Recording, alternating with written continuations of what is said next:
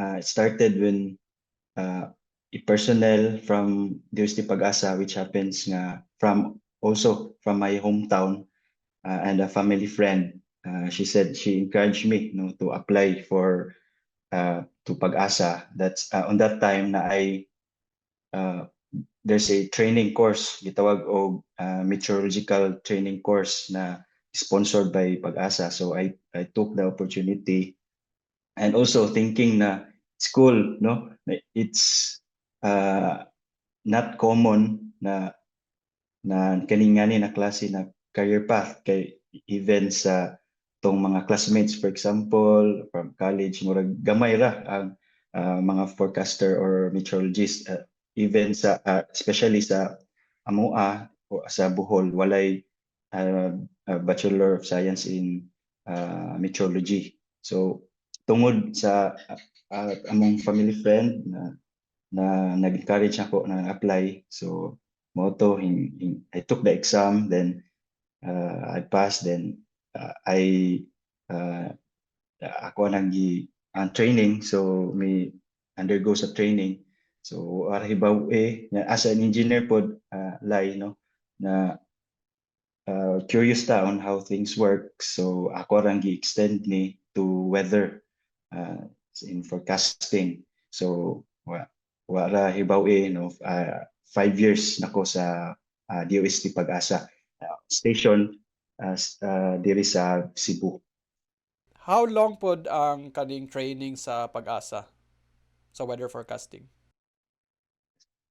That's 1 year, no, na training sponsored by Pag-asa dito sa central office. So dito may house for 1 year.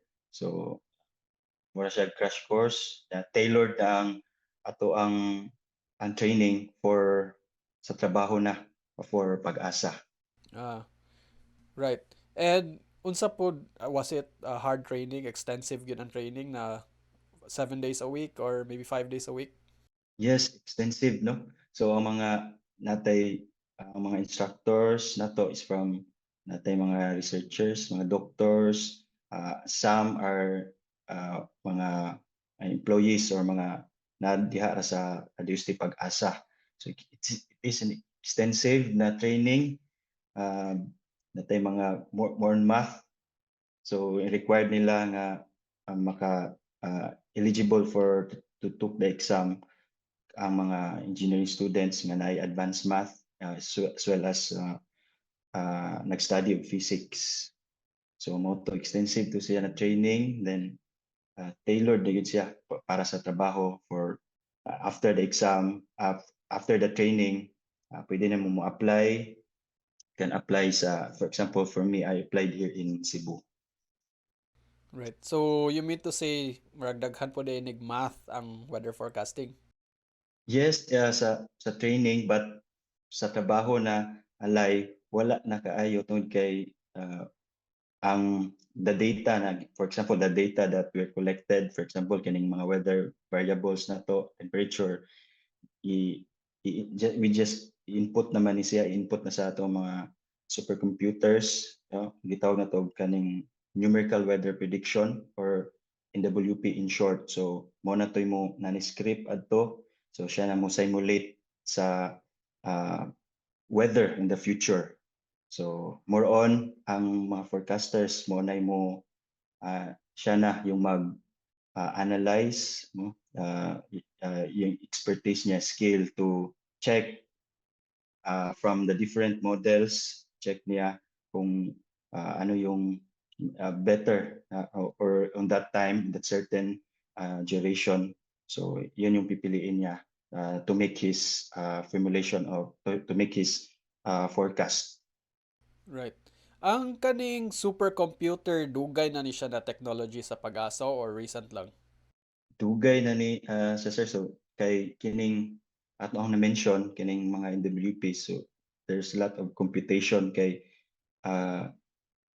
for example kaning to ang earth, no, is divided into grids, so imo divide into cubes, so every cubes na ay mga mathematical computation sa based sa ato ang physical laws kining principles. So needed yun kini mga supercomputers para fast and efficient na paggawas no sa ato ang mga forecast kay uh, uh, for a day kapila man siya magsigi og compute nya ang output niya kadaghan several times a day, so needed yun nga itong mga supercomputers. So before pa nanatay mga ngani. Pero I want to go back lang katong sa imong giingon about the workshop sa Pag-asa. So what if for those interested lang po to pursue this career, naapoy ka ng mark exams ni siya na dili ka kapasar nga na. Yes, so usually per isa ka batch ato na time is makuha siya og around 30 or less than 40 na people na maka take the training. So daghan ang mo apply, so needed so i-shortlist, so kinsa lang tong makapasar mura sa board exam no nya. For the past, I think for the past year, the last year, Sir Lai, ang more mga insiders ang nag-take sa training kay para for wala sa nanguha ang Pag-asa from the outsiders no from gawas sa Pag-asa. So ang gipa-train niya is more on mga personnel na sa Pag-asa para for promotional purposes, para ma-promote musaka ang mga ranggo. So but possible next year kaha or next few years possible nga mag ang Pag-asa is mudawat na sad og mga outsiders. Oh, right. And kani siya if in case like for outsiders in case dili ka kapasar, you can take again, I assume. Mo Yes, you retake can lang. take again. Right. But yeah, unsay what are the requirements for aside sa if you're getting invited, nasa certain requirements like you have to be an engineering graduate, mga nga na. Yes, usa to kato na mention ako, dapat engineering student ka or engineering graduate, also naka-undergo ka og advanced math no. Mga ngani, for example kini mga physics graduate yan na. Also needed also kaning eligibility. If you have for example PRC license, also if your civil service license ka, mas maayo sana sa mga needed requirement. And then last question na lang before we can move on na sa kaning weather forecasting and mga equipments ninyo. On a scale of 1 to 10, ang 10 pinakalisod, what's the assessment nimo sa kaning workshop nila? Actually, it's ano to na siya, ato na time no, atong when I took the exam, mga basic ra pod, sa basic maths. So naa. So ang kunta nimo kay daghan mo ng take sa exam. So ang needed lang nila is around 30 to 40 people or less than 40. And some of it were mga insiders na. So almost half. So butang ta 15 na from already personnel from Pag-asa, and the other 15 outsiders. So nga to itong nahitabo atong the time when I took the exam. And sige, so I guess we can move on na sa kaning I want to touch up sa kaning mga facilities sa Pag-asa. So I believe I have kanang nakastorya man ko sa katong inyong kauban na there are several how do you say mga offices sa Pag-asa, not only of course in Luzon, so scattered na siya. So can you give us like an overview of how many offices are there in of Pag-asa diri sa Philippines? So for the same sa diri sa Cebu, which is a regional center, so 5 ni kabuok all over the Philippines. One here in Cebu, isa sa Mindanao, and one sa Southern Luzon, NCR, and Northern Luzon. So over here in Cebu, si complex station kay daghan tang mga facilities under Cebu area.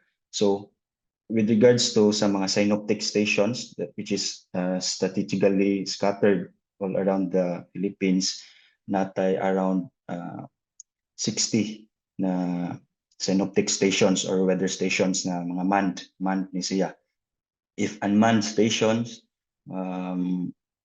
are more than 300 itong mga unmanned station or mga gitawag ito mga automatic stations, automatic weather stations. So here in Cebu, Sir Lai, to natay usa sa mga facilities no is kadtong weather station na to which nag-monitor ta sa ato ang mga local atmospheric condition. So nag-monitor na to, i-check na to ng temperature, humidity, pressure, wind speed, wind direction, as well as rainfall. So isa pod na facilities na to kani na to ang Doppler weather radar, no.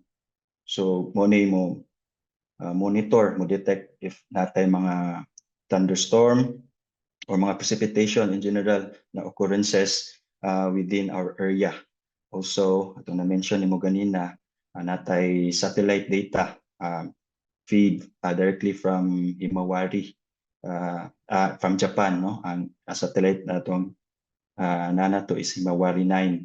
So, kini gamit ni for natay bird's eye view, no? Or broader view sa ato ang Philippine Area of Responsibility. Kita na to itong mga cloud formation, overview o top view sa for a storm, for example, or a typhoon. So mo na naputay facilities ani kaning LIC, Local Instrument Calibration Center. So from the ihang pangan na daan, no? So this center used to test and calibrate our weather instruments para ma-ensure na to ilahang accuracy. Aside from LIC, natay Upper Air Station. So Upper Air Station mo ni ang station na nagpalupad ta og we launch weather balloons to collect ta og data not just on the surface level but also from above, no, and higher altitudes di sa may upper troposphere. So gigamit nato ning data aning upper air, gi-feed na to ato na mention ako na weather models para mas accurate ato ang forecast. Unya recently ato ang planetarium, so mo na pinaka recent na to na facility over here in Cebu. So is nag-unusara ra ni in Visayas. So it's now fully operational. So for gigamit na to ni for educational shows, no, entertaining shows about astronomy, especially sa ato mga estudyante or to the general public if ganahan sila. So gamit po nato na as lecture room for other lectures like about meteorology, about hydromet hazards. So muna atong overview sa atong mga facilities here in Cebu. And I think there's a lot to unpack, pero first lang katong I start with 'di ba different mga, how do you say, satellite offices. What's the reason nga nung gi-divide na nila into five? Is it ang coverage sa kanang inyong ma-forecast, I assume? Yes, kay every regional centers, so na sila certain area of responsibility nila. So gilocalize nila from the national level to provincial level at ilang mga forecast. So here in Visayas, under nato ang whole Visayas area except Northern Samar. Northern Samar is part of the Southern Luzon PRSD or Southern Luzon Regional Center. Kay mas dool na dito. Nya part po nato ang kita po'y nag-provide og for local weather forecast, extended weather forecast over Palawan area as well as Occidental Mindoro. So muna ang mga areas under Visayas Pag-asa Regional Services Division. Mhm. Right. So I assume na mas accurate na since gi-divide nila ng mga satellite offices rather Ye- than just one ano no, one yes. kanang main office. And then I want to ask lang about katong Himawari na sila ang mo forecast for the overview. I assume na what's the reason nga nung we have to rely to Japan to ask for a forecast? Is it because mas advanced in ang equipment, I guess? Though dili siya mo gigamit kita to siya for real-time monitoring kaning himawari. So so far nya under magyapunta nila no kay sila may regional weather center. So kay same ta na under WMO, then Japan is regional centers na to. So we they provide also no data. So we know that weather systems no can move across borders. So we need sharing of data uh, i- in every national bureau such as Pag-asa in Korea, in Japan. So sharing of data is really important, especially when we're monitoring synoptic scale na systems.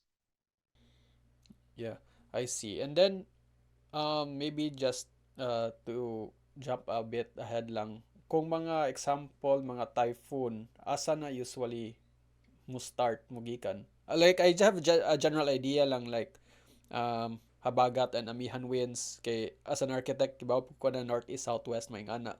But usually kuno ing ana asa na mo start mo predict ang kanang mga Bagyo. typhoons.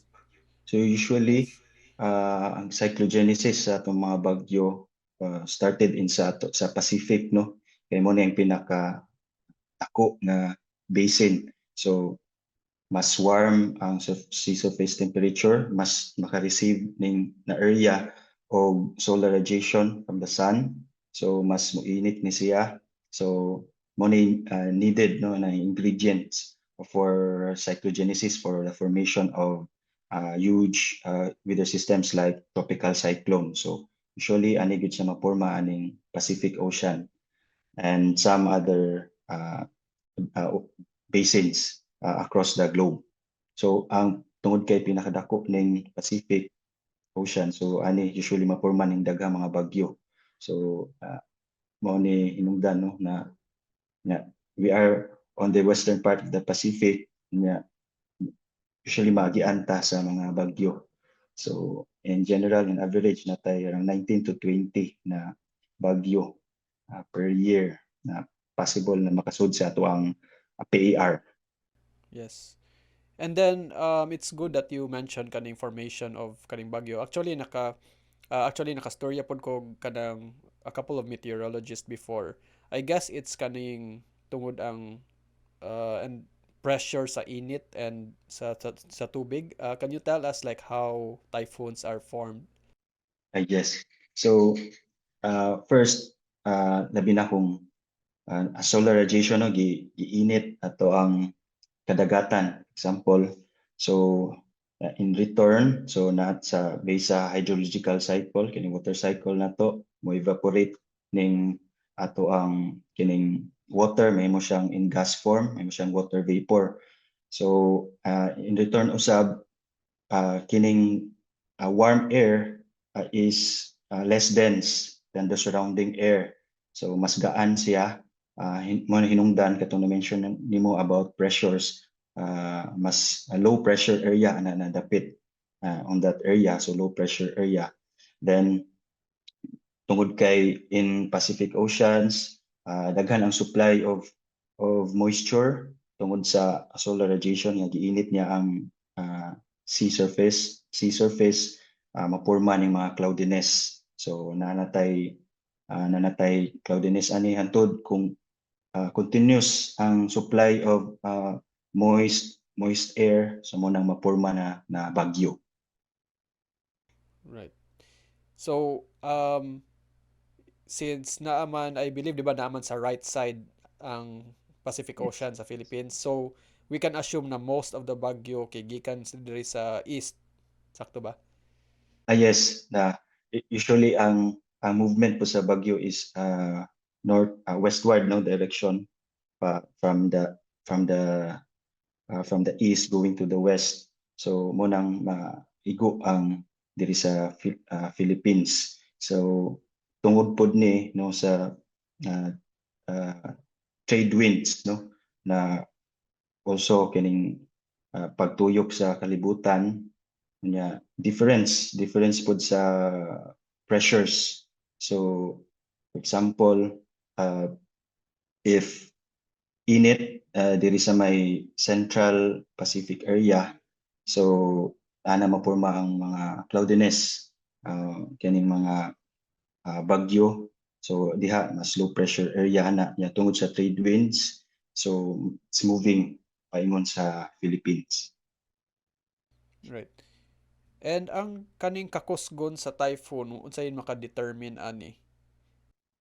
Also kaning sea surface temperature is if init ato ang sea surface sa temperatura sa dagat, dakong tsansa nga uh, kusog usad na bagyo usa na factor. Also if walay mga kusog nga hangin, wind shears nga posibleng makapaguba or makapaguba sa structure or the development sa bagyo, usa pud na siya. So dapat sakto lang ang wind shear in every level sa atong atmosphere.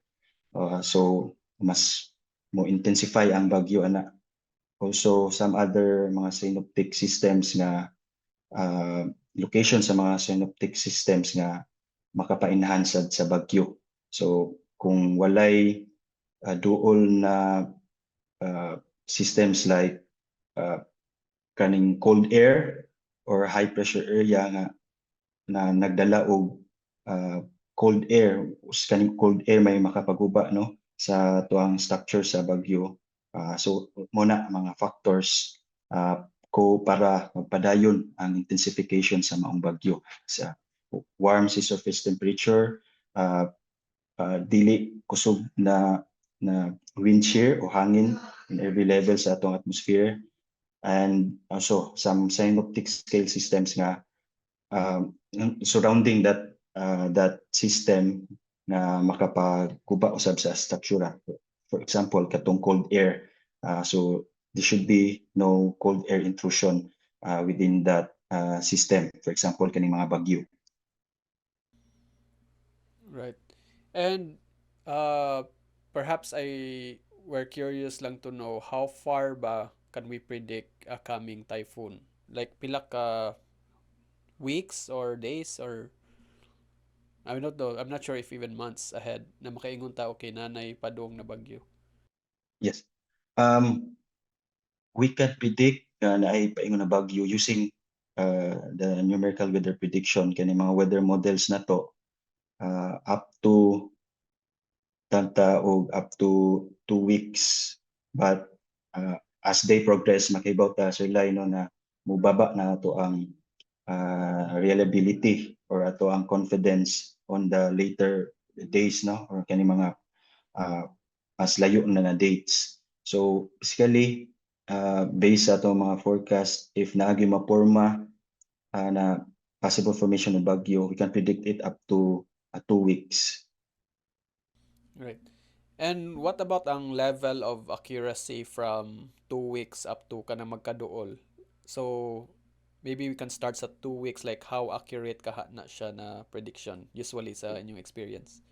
For 2 weeks, medyo around anam na gini, medyo significant na ang pagbaba ani na accuracy, Sir Lai.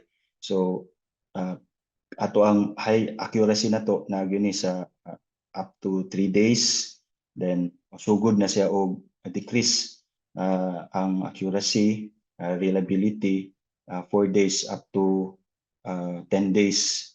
So mauna na siya no. So natay forecast pud ana kining forecast na to ni kaning natay for monitoring of tropical cyclone, natay tropical cyclone threat potential. So maka-forecast ni siya up to 2 weeks.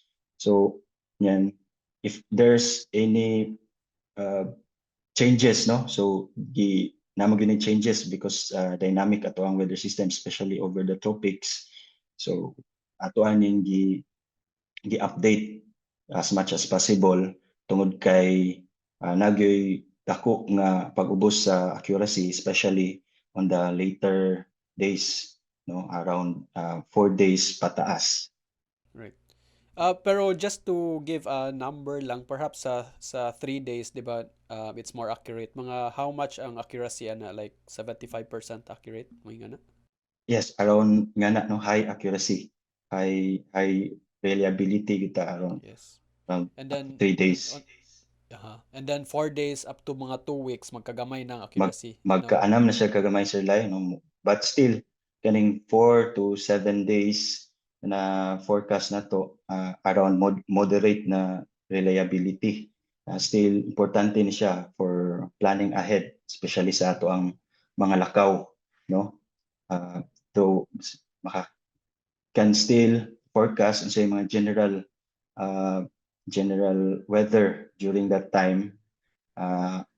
For example, iyang weather condition, if hangin ba kusog by that time. So, but the certainty kung asa ang ulan nun, medyo ubos na ato ang accuracy ana na area.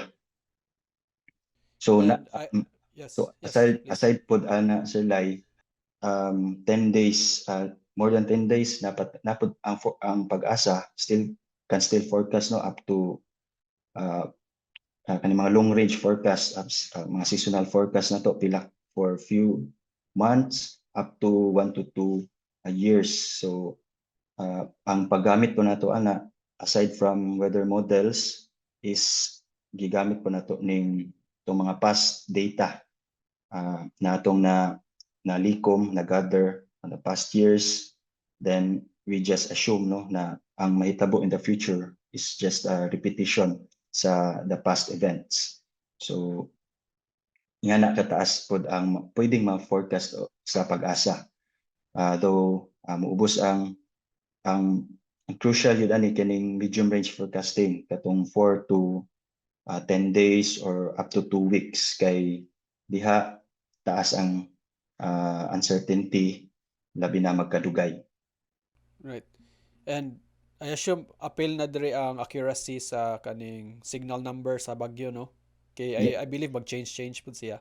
yes, appeal na sir Lai. Right. And kaning interesting ning kaning giingon nimo na long range. So maabot siya years.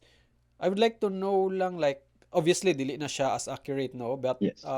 for what purpose ni ang study ninyo sa long range, kay since dili man siya accurate, sa asa din ninyo siya uh, gamiton ang kanina mga Yes. data? If talking about mga long range forecasting na, so dili gyud ni siya tan-awon as a day-to-day basis, no? So more on nanatay idea if this coming month or the next 3 months, if taas ba ang mas daghan ba ang ulan na madawat possibly na to. So more rainfall ba ato ang gi-forecast around this time or lesser than the normal rainfall na madawat. So every month naman tay average na, for example, rainfall na madawat. For example, around July here in Cebu, natay around 200 millimeters of rainfall na madawat. So base for if ato ning long range forecast, seasonal forecast, so if we say taas ang chances sa mga pag-ulan over this month, so habuga na to from our average rainfall. So ina na ang itabo. So more on for planning gihapon, especially for our DRRs, our mga agricultural sectors to plan their sa mga buhatonon nila in the next few months. Right. Yeah, it's good that you mentioned that that's for agricultural sectors, guys. That's what I wanted to ask unta for kinsay mo gamit na ni na data. But for the information lang sa mga sa for us and kanang lay people, 'di ba when you say kanang forecast na 200, you mentioned earlier 200 mm na rainfall. Unsay pasabot, what does it mean ba when you say 200 mm necessarily? I believe it's kanang I touched upon this earlier, I think, per square meter or something, but perhaps you can explain it better. Yes. If for example, nakadawat ta og ulan, no? For example, in one square meter, nakadawat ta og around 1 millimeters of rainfall. So basically, it's equivalent to 1 liter. 1 liter amount of rainfall per square meter. So if tasan pa nato ato ang range, for example, if ang giulan, Sir Lino, is around 1 square kilometer, ang giulan 1 square kilometer, yung amount of rainfall is 1 millimeter. So into drums, nani siya ay around 5,000 drums na gihuwad. I mean, if you convert into drums, that's when 1 millimeter is equivalent to 5,000 drums. Pero in how many unsay time frame ani in 1 hour or 1 hour. Depende sa pag-forecast, no? But kanang mo yun og if naatay, if 1 millimeter, wala siya na depende og pila ka oras gihuwad. Ana na what og pila ka oras gihuwad. So we're nagsulti lang ta kung kadaghanon sa amount, no? So wala ta pilay duration. So depende if ang giingon sa ato ang forecast is if 1 millimeter per hour o if naay per hour, Sir Lai. I see. And then I want to circle back lang sa katong predictions, no. Since you said na katong mas more accurate ang 1 to 3 days and then for 4 to 2 weeks is kanang magka-less na, is it safe to say that it's not only for typhoons but also kanang ordinary weather lang, even like ordinary rainfalls? So any types of weather, uh, mas nindot gani if naay bagyo, no, kay mas dali mapredict kay medyo especially kung kusog na bagyo, somehow mas dali na siya i-predict kung asa siya moagi, something like that. Pero kung normal weather, ato ang gi-forecast is kining 4 up to 2 weeks. Maglisod na tawag forecast ug asa dapita ang possible iuwan, no? So ingana may tabo. Kay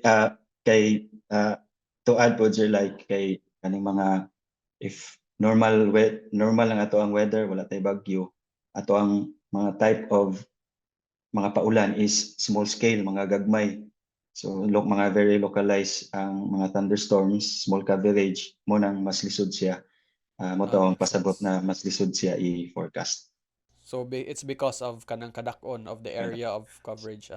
I mean, it's good na I just want to stress lang katong giingon nimo na three days, no. So say for example like lately naka-attend lang mi og wedding, so it's safe to say na basta 4 days beyond it's unsure pa, especially if you plan your wedding kanang outdoors, di ba? So mas maayo mana na kay idea mga 3 days, no? Yes, sa ano yun na taas sa accuracy within 3 days nya. Beyond that, still magamit gyapon nato, moderate ang yang reliability, reliable gyapon siya. So magamit nato, for example, na may plano or na may outdoor activities 4 days or the next 2 weeks. So still magamit gyapon siya, Sir Lai. Labi na kung makita nato sa atong forecast nga wala man tayong major weather system nga nakaapekto, more on localized thunderstorms ra, wala tay bagyo nga gipaabot. So usa na mapredict man nato na if naay bagyo within 2 weeks. So generally, dili ra pod possible na medyo almost the same ra pod siya from scenario on the first 2-3 days sa may tabo in the succeeding 4 to 2 weeks. But still mas maayo, no, na tungod kay dynamic, dali ra pud ma-change atong forecast kay depende ra ni sa atong base sa atong latest nga available data kani nga ang forecast.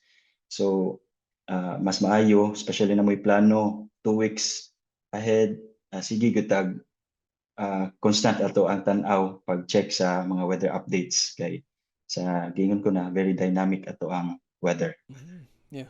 I think it's an important information, especially na, yes, you said 2 weeks good ang kanang murag window na to, no?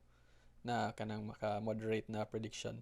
And kanang going back lang, I'm sorry na murag nag-jump ko sa mga certain topics, but I wish I could ask kanang more technical question, but since kanang I'm not kanang that knowledgeable about kaning mga instruments, something about kaning, let's touch up na lang sa kaning weather balloons.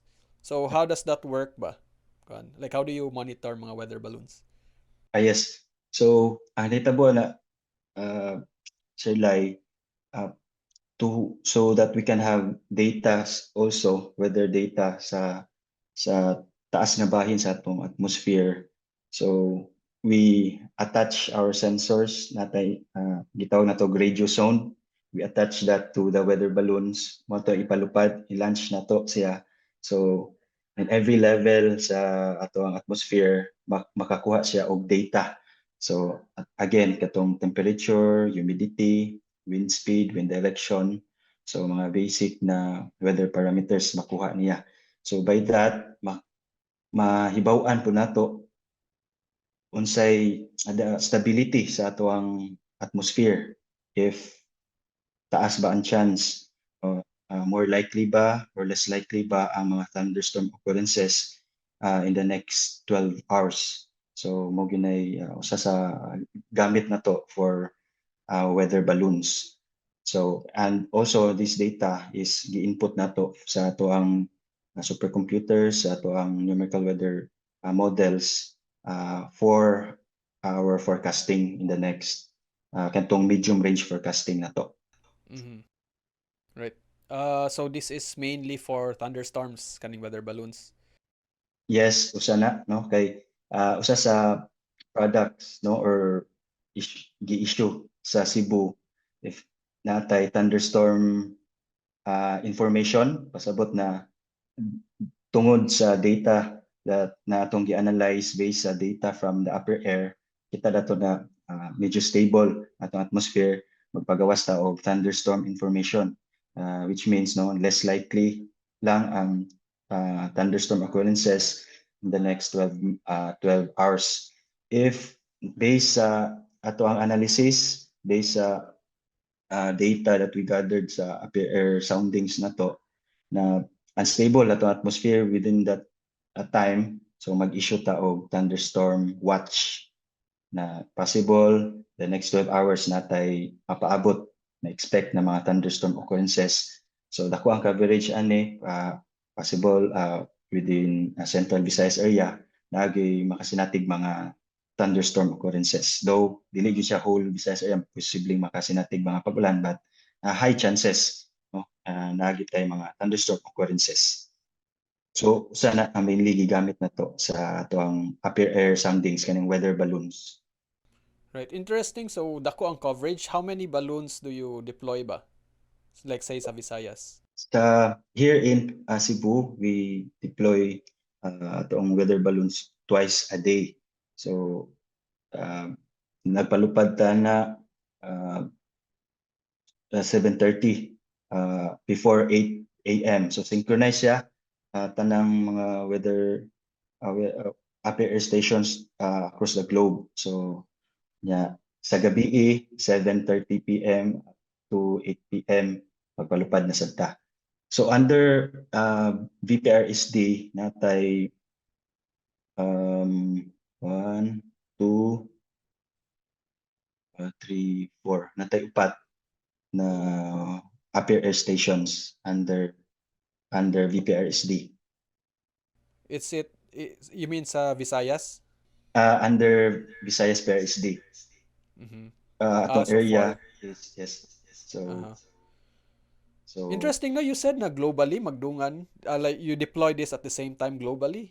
yes, especially katong Why does it have to be kanang global ang iyang synchronized na synchronized siya para ang pag mga data na madawat kay ah, for basically same time period same mga time ganun. period. Uh, Also ang pag kining output ani so natay mga data across the globe for pagplot no pagplotting sa atong mga synoptic maps para yan na siya the same time kay kita is ang pag-observe sa ato ang mga data is naka-synchronize, naka-sync siya. So natay every 8 a.m. Just like that tong na-mention ako na per air 8 a.m., 8 p.m. Also kaning pag-observe sa ato ang mga weather stations naka-synchronize sa 8 a.m., 11 a.m., 12 p.m., 5 p.m. So every 3 hours. So synchronized tanan. Right. Uh-huh. And sorry medyo I'm ignorant lang about this. Unsaon ni siya pag deploy sa kuan? Like is this like remote controlled or ang kaning mga weather balloons? Like how Yes. do you bring it back to to kadang sa ground? Yes. One time na siya na magamit, no? So Oh, really? So more disposable siya? disposable siya. So Okay, what is it made of sa? yes, katong weather balloon here in Cebu, we're using pag-inflate sa atong balloon is hydrogen. Hydrogen. So dako ni siya na balloon. So mura siya og um, dili siya magakos kada no. So we use hydrogen to inflate ato ang weather balloon, and sa manual gyud siya pag prepare, something like that. But siguro from mga developed countries possible nga automatic na. So ang here ato ang method to ang paagi is manually inflate na to using uh, hydrogen generator or natay hydrogen tank. So inflate na to, then we attach manually sa katong radio zone, katong na transmitter or katong naay mga sensors. Then it is connected via GPS, no? GPS. So real time makadawat ato ang receiving end ato ang computers ang actual data na sige og add up as it is nag-fly siya pasaka sa troposphere. Right. Do you have I'm curious lang, do you have any idea? Because I can imagine na mara gasto po siya, no? Na you have to deploy it twice a day, you said, no? Yes, And twice a day. like, gasto po siya, no? Like, how, do you know, have any idea how much this cost? Kay, with the equipment pa lang alone.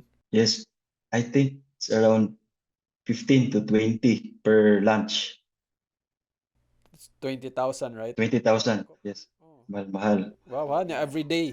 every day. Unya, if naay bagyo, Right. especially if it is landfalling, duol sa atong mga upper air stations, our weather division mo request sila og magpalupad 4 times a day. So naanay 2 a.m. also 2 p.m.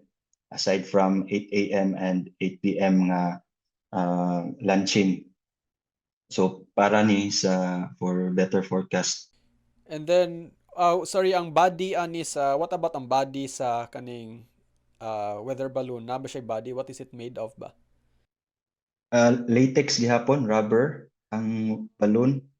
So mura gyud nag-inflate ra pero mas dako lang.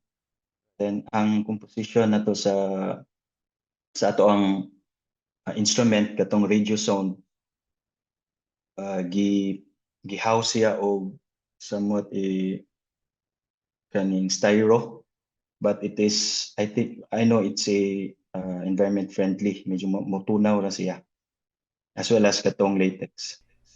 Right. Talking about environment friendly, no, na, because I can imagine once mo deflate na ni siya, asa Yes, man ni, like, mamatagak na ni bisan asa, mubuto basically. Muboto. ma- matagak siya sa bisag asa. So mubuto Dili siya, ba murag labi na delikado inag-abot niya. considering na it's from Lapu-Lapu, diha gaagi ang mga airplanes. Dili man siya delikado. Yeah. Before we launch ato ang weather balloon, we call first ato ang air traffic Besides. controller sa Yes. tower Uh-huh.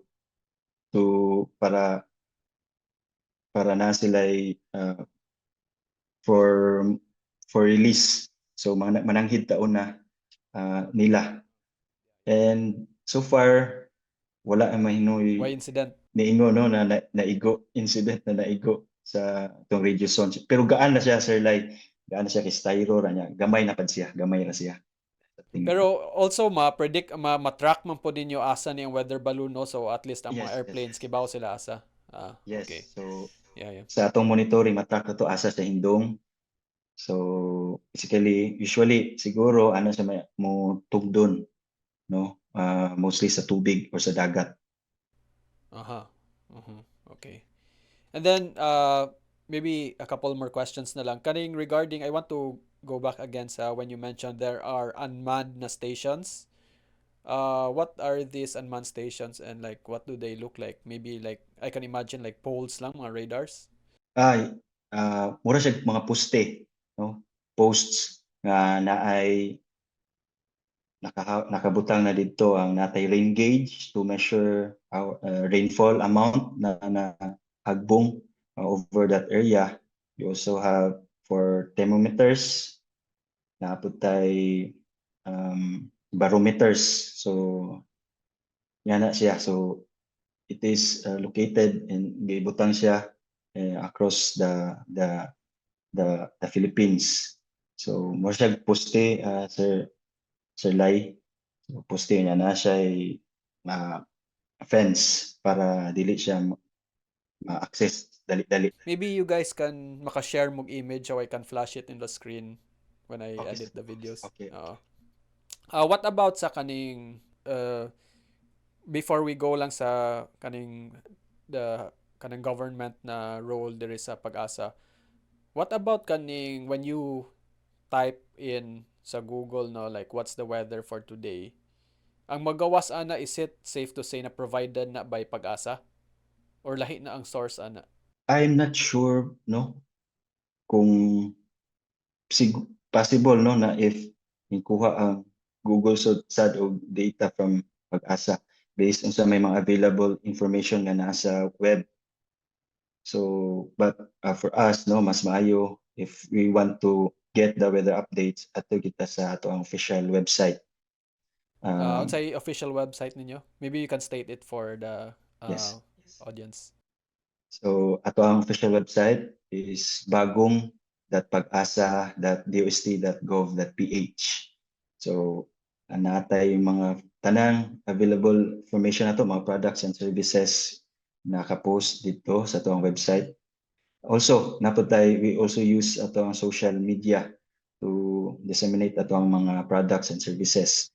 Here in Visayas, kung ano po i-plug, no? Pag-asa Visayas PRSD.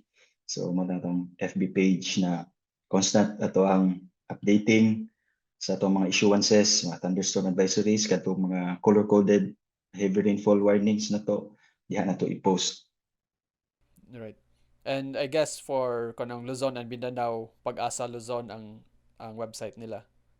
Nasa sila'y website which is just part Sir Lai sa national website na to. So there's just a table ato what you call that i-click na to drop down na kapili ta if you want forecast or products from Visayas, Mindanao, or some other regional services division. So just ato ang regional forecast is still part of the national website. And okay, so I guess we can move on na sa kaning government. How is the government support man sa Pag-asa? Especially like diri sa Visayas. Are you being provided sufficiently enough what say sa equipments and all?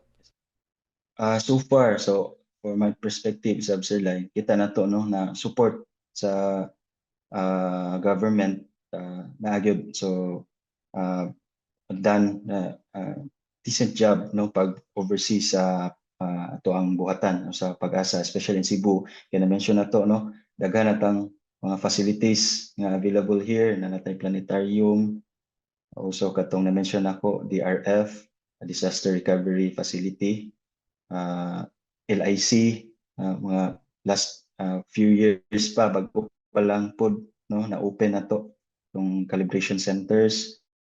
So they really no made an effort no to provide pag-asa o mga needed niya to uh, magpadayon sa itong mga services and services. Kanya, though kibota gikan sa pandemic, even pag-asa no na apektuhan did adto na time na pilan og budget cut during the pandemic, but karon no na nag uh, transition na ta gawas on that pandemic time. Pag-asa also is returning to normal condition, resuming its operation. Right. And katong mga na-receive na mo, the text that we received on weather updates, on flash floods, is it coming from Pag-asa ba sa inyo ha? Ang with regards to katong mga yellow warning, mo ba mo pasabot? Yes. Yes. So gikan na diri sa kita atong forecasters from Cebu mo nag-issue ana, especially kung kita is from Cebu area. So gikan na sa diri sa tuwa sa DPRSD. So kita nag-issue ana, gi-monitor na to, nag-update na to na every 3 hours if ever natin nakita based sa Doppler weather radar. So muna itong tools na gigamit for issuing heavy rainfall warning. So if nakita na to nga pagpadayon ng kusog na ulan,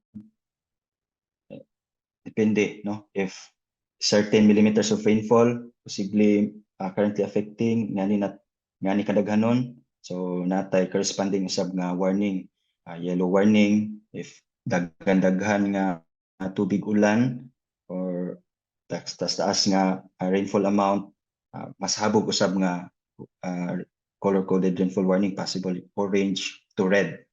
So yes, diri na sa Visayas PRSD ang nagama na forecast niya. We just share it ato nang gihatag to National Disaster Risk Management Office sa DRMC, and then sila ang nag-text blast sa atua. Right. Kimurag lately, how come murag na-stop lagi siya? Okay, like I can't remember na I've been receiving na katong those warnings. Okay ba yato na warnings?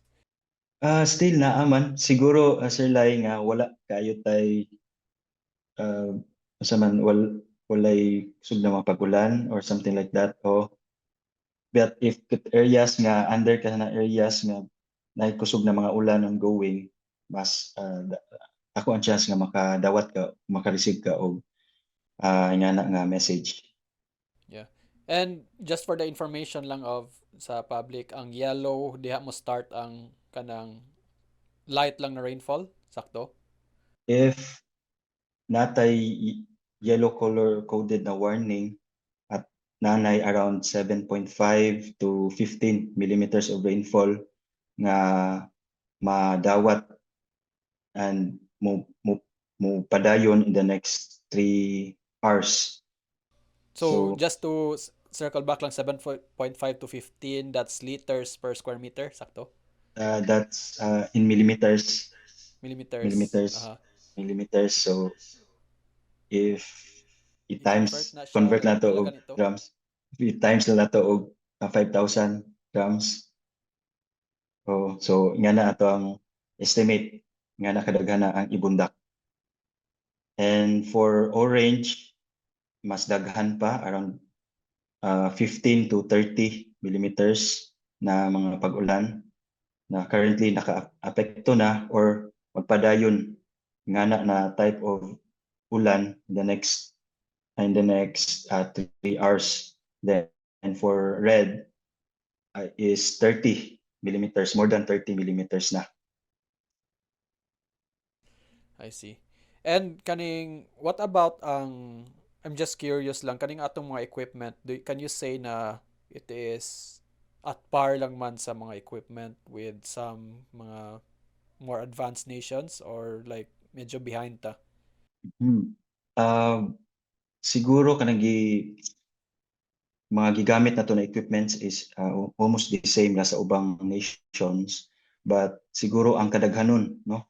So medyo sparse ang Philippines ato ang mga instrument compare sa other developed na countries such as Korea nga every 5 kilometers na sila instruments na naka-deploy. So na sila mga monitoring station, mga unmanned station for example, every 5 kilometers, 5 square kilometers na sila mga instrumento na. Whereas diri sa Pag-asa medyo sparse ta, no?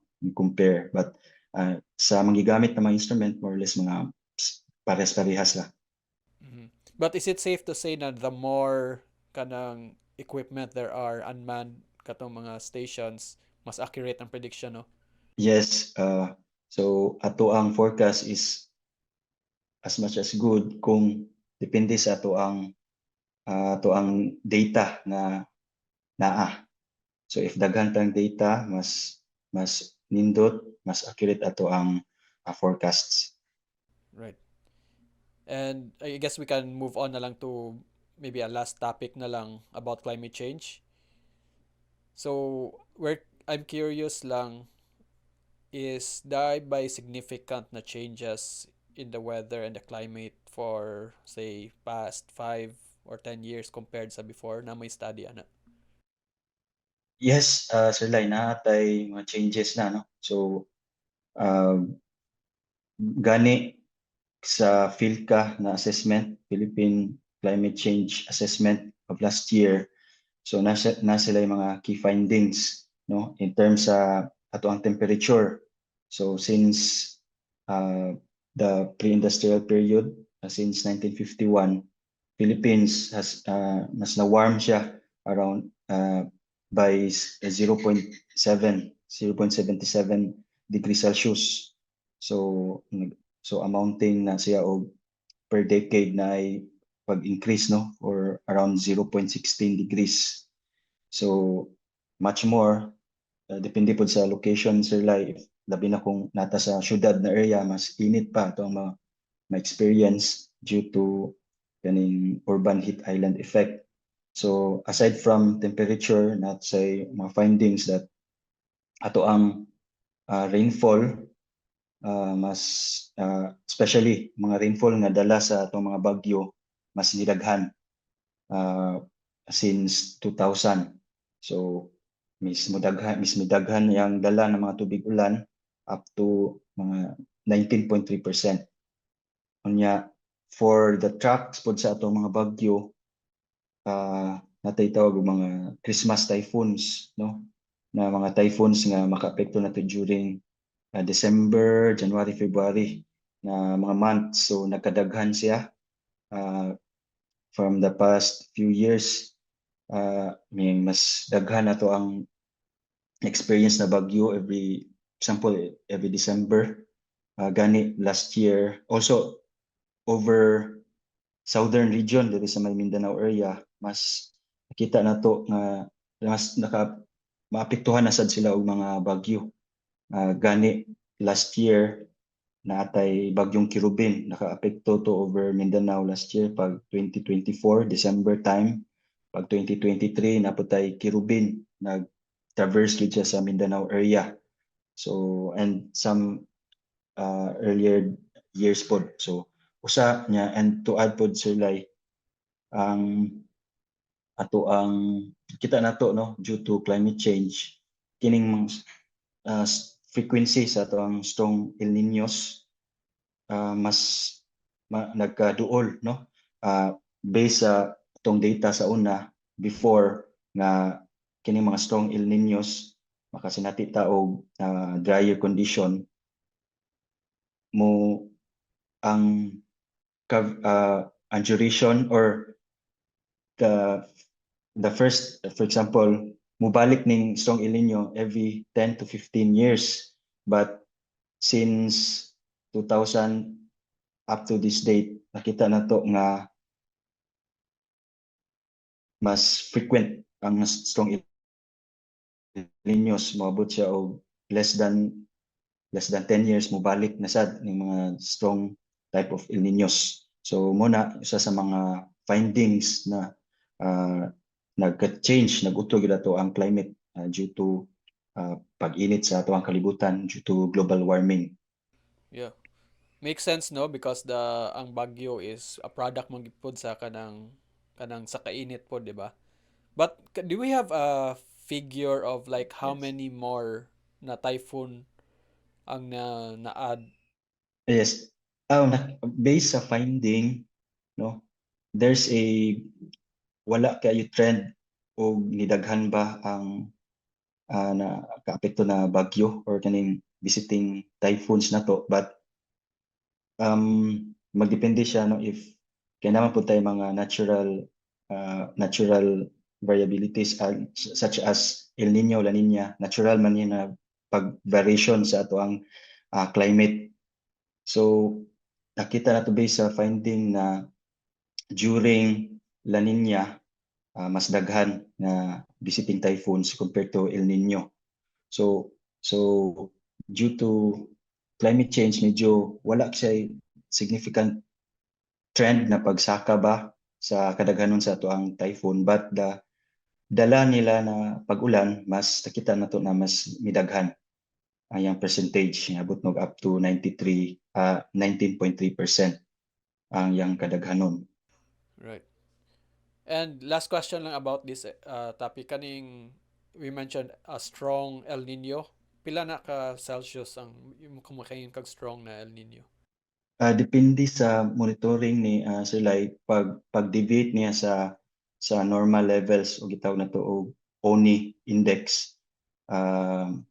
So if medyo mosaka baba siya o around 1.5 degrees from the normal levels, so makainguntan na strong El Nino. And I guess I wish wala na ko na miss na question but I guess last na lang na question which we all want to know na ay mga padong na bagyo ba for the coming weeks and maybe napay mas later pa sa kuan makapredikta? So far, based ato ang monitoring karon, natay high chance of tropical cyclone formation, but nara sa gawas sa ato ang PAR duol sa northern boundary sa ato ang PAR, and so far dili na siya makaapekto over especially over Visayas area kay iya movement is northeastward na siya paingon sa may Japan area, padung sa Japan. So na aside ani katong na-mention na kaning LPA nga naitaas nga chance nga mamahimong bagyo katong sa northern part sa ato ang PAR. So far wala inong tayo gi-monitor na incoming nga bagyo for base sa ato ang latest na product no in the next 2 weeks. Natay possible formation Sir Lai, mga cloud clusters, but less likely na mamahimong bagyo. So expecta karong adlaw up to ugma over Cebu area nga fair weather, init na tempo sa panahon with lesser chance of rain. Then by weekends ngito na first by next week still init gyapon ta with just mga isolated thunderstorms or mga isolated rain showers na dili ra pud magdugay, mga light to moderate, dili ra pud siya makakos og mga grabe impact in terms sa mga pagbaha. So far based sa ang latest nga data karon. Yeah, which is good no kay katong past weeks grabe ang baha. Yes. And karon murag Init ni siya init balik. niinit jud siya kalit. So Niinit balik. ang atong mga more on mga pag-ulan tungod sa habagat is more on affecting diri sa may northern Luzon area pa karon, though significantly nakuhaan na ilang mga pag-ulan. So tungod po to tong naging adlaw the past days nga nagmonitor ta og bagyo which is na locate duol sa northern Luzon. So usa to nasa limang kusog na mga pag-ulan. So tungod kay kita na to nga wala tay incoming na bagyo, affecting na bagyo over Visayas area. So magpadayon ning init na tempo sa panahon o with lesser chance of rain kung naaman very isolated cases. Well, I guess that's good news so far. Kay wala pa'y problema sa baha. But mag-brace na lang ta for the coming Burr months, no? Yes, Vermont, or even kay still dominant pa gihapon ning habagat season or kaning southwest monsoon, possible gyapon magdala gihapon ning mga pag-ulan. So nalantay somehow break in terms sa mga pag-ulan dala sa habagat pagkakaron, but still bantayan na sab after southwest monsoon kining Vermont na sad nakahibaw ta yung mga usual tracks sa ato ang mga bagyo medyo muubos, possibly muagi na over Visayas area and even Eastern Mindanao.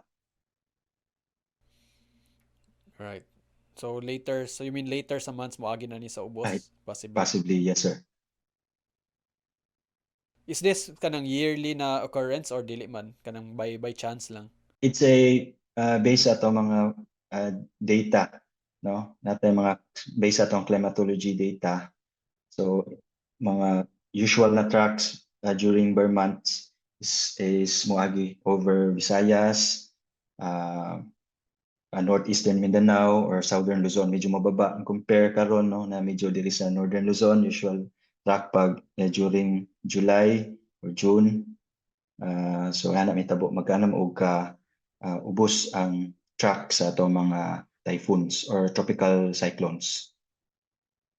And sorry, wala lang na ako na-ask, no, but just ang operations ninyo, I believe kay nakastorya again ko sa katong kauban nimo. I guess it's a kanang 24-hour na tracking, no, and there's a 3-man shift sa kuan sa pagmonitor ani. How many personnel ang kuan ang gani ani per shift ninyo ang naa sa on duty? On duty per shift, naay isa ka at least na isa ka forecasters o na ubang shift sila nga duhami duha ka forecasters na isa ka weather observer katong mag-monitor sa ato ang mga instrument tong thermometer tong barometers atong check sa atong mga pressures sa atong mga weather variables. So usually every shift natay at least usahay pod duha pod sila, so at least na mga around mo range og duha to upat per shift. Then yes, 24/7 nga nagitay gi-monitor gyud nato ato ang weather.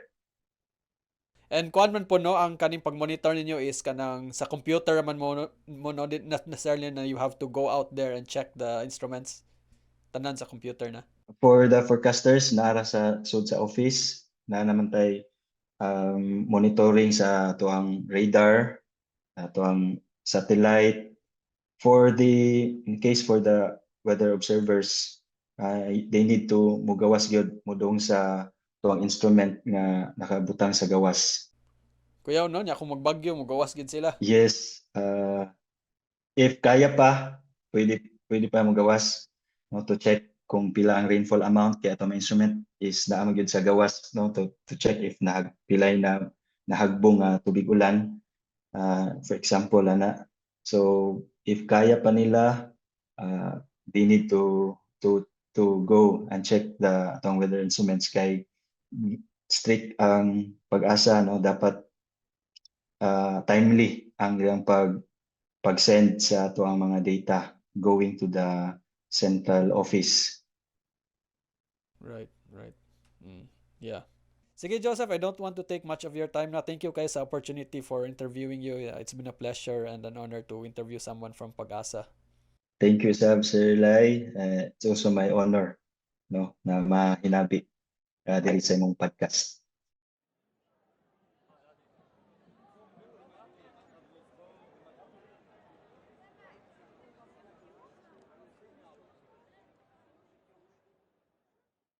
If this conversation has sparked new interest and questions for you, consider subscribing to this channel, and I'll bring you more insights from science, philosophy, arts, and more.